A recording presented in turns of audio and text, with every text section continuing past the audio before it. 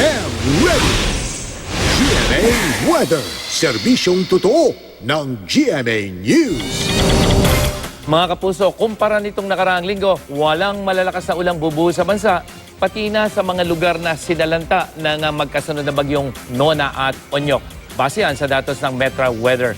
Sa outlook naman ng Climate Prediction Center, wala ring nakikitang bagyo na mamumuo dito sa may Western Pacific Ocean sa mga huling linggo ng Disyembre. Good news po ito para sa mga babiyahe o mamimili ngayong Christmas season. Kahit walang malalakas na ulan bukas at walang inaasahang bagyo, manatiling I am ready dahil dalawang weather system ang nakakapekto ngayon sa lagay ng ating panahon. Una, ang hanging amihan dyan sa may Northern Luzon at tail end naman ng cold front dyan sa may eastern section ng Central at Southern Luzon.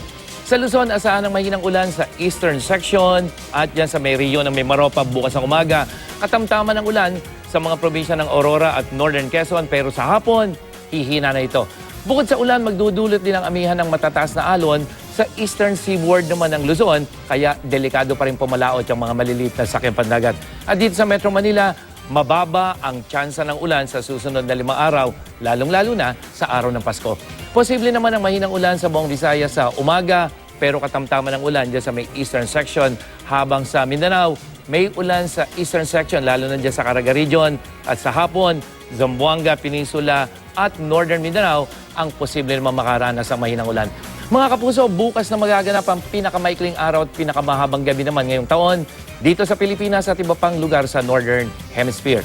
Ito yung tinatawag nating winter solstice kung saan pinakamalayo sa araw ang Northern Hemisphere dahil po yan sa tilt ng mundo.